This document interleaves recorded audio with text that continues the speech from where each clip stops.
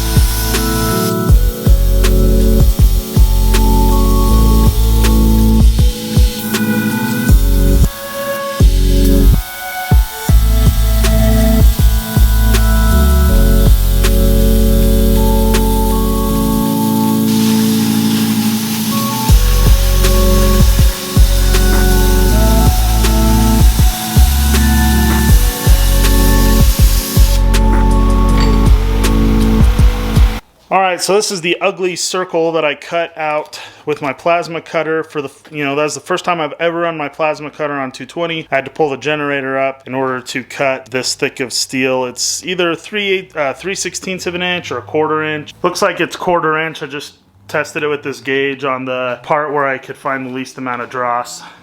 It's pretty ugly. I'm not a very good freehand plasma cutter, but I'm going to get the bench grinder out and clean it all up.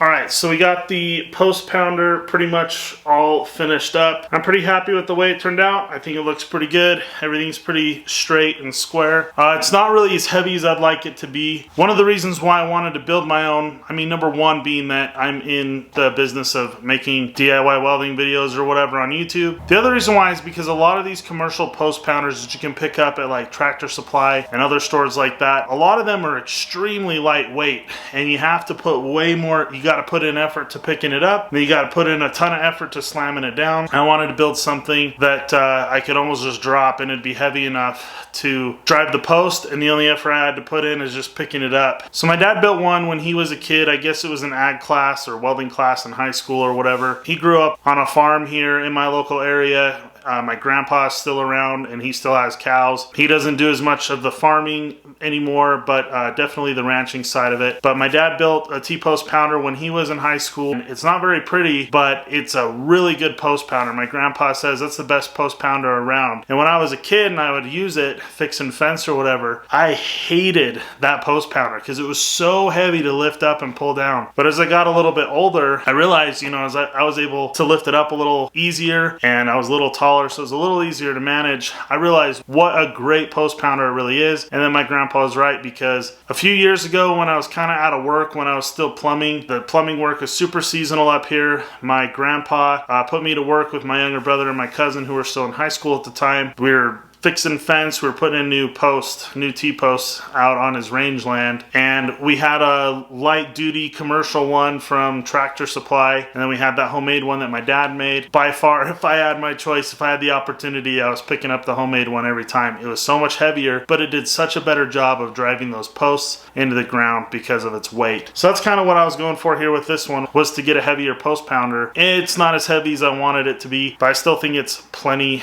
heavier than a lot of these commercial grade ones. You can always buy heavier ones, it's true, but there's also just some satisfaction in putting your own thing together. Not to mention they are a solid $40, and even though I probably spent 3 hours making this thing, I cut my fabrication time way down if I would stop using a chop saw and would just buy a cold cutting saw. But for 3 hours, you know, I saved myself 40 bucks. I don't have a ton of money right now. Everything that I have, I'm trying to put towards putting the land together, and I just get a ton of satisfaction out of building my own stuff. I probably won't even paint this thing because there's a lot of thick, heavy duty old iron here, and I don't see a reason to. It's not going to rust away, not in my area. I'll probably just wear the paint off pretty quick too, so I probably won't paint it. If I do, I'll just do it later off camera. But yeah, so I'll close this video out. Thanks for watching. If you liked it, please go give it a thumbs up and drop a comment below. That's the best thing you can do to help my channel out. Just some comments and some thumbs up, and that'll help tremendously. So thanks for watching, everybody. Hope to see you in my next video.